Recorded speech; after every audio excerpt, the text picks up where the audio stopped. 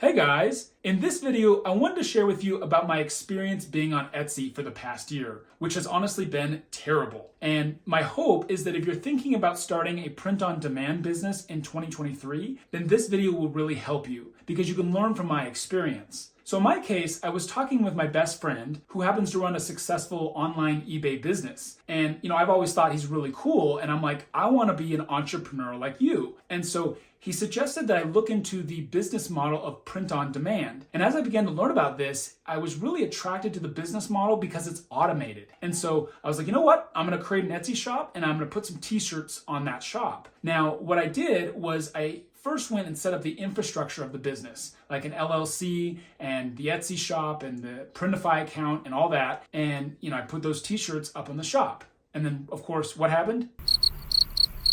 The way it works is like you choose a fulfillment service like Printful or Printify. And in my case, I used Printify. And so you add your design or whatever it is to the product that Printify makes, and it syncs with your Etsy shop. And then if somebody buys it on Etsy, Printify fulfills the order. Now, the first lesson that we can learn here is it's really important to do a lot of niche research before you start a business. See, I did not take the time to figure out my space within, the Etsy environment. I didn't see what people were buying and what was selling and, how I could find my own spot within that. And I get it. When you have a new idea, something that you want to act on, that excitement kicks in and you just want to start now. But my advice to you is do as much niche research as possible, because then you're going to be a lot more likely to have a much more enjoyable experience. And this kind of moves into my second tip for you, which is don't look at your business with rose-colored glasses. See, I was looking at it like, oh, it's an automated business model. It'll be easy. And sure enough, it doesn't require a lot of work once it's up and running.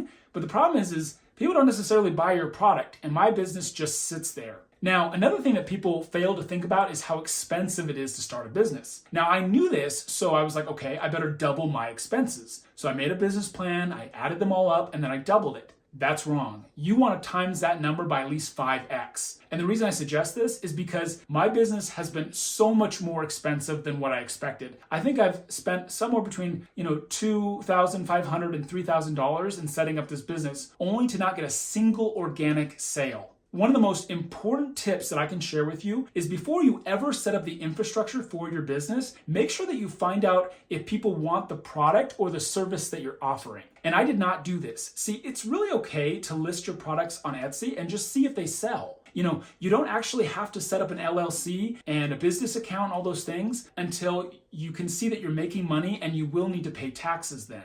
A very hard lesson that I've had to relearn with this experience is nowadays it's really hard to get people to act. And it can be really frustrating because you'll make this product, you'll put it up on your shop, and then unfortunately, even though you're promoting your product, nobody's buying it. And so if you can just understand that you're going to need to pay for ads, and then even when you do, people are still not necessarily going to buy the product, then it will set up realistic expectations for your business. So another thing that you're going to want to think about is whether or not your business is a horizontal or vertical business idea. And what I mean by this is horizontal ideas represent something that people have already done. So for example, the print-on-demand business is a business model that's been around for a while, and it's a proven structure, something that you can learn about, that has been successful and will be successful to some degree in the future. But a vertical business idea is when you create something that's completely new, and this is where the money really is. And I know it can be hard to be patient and to find something that's truly new and that people want, but if you do that, you're going to have a lot better experience than I did being on Etsy.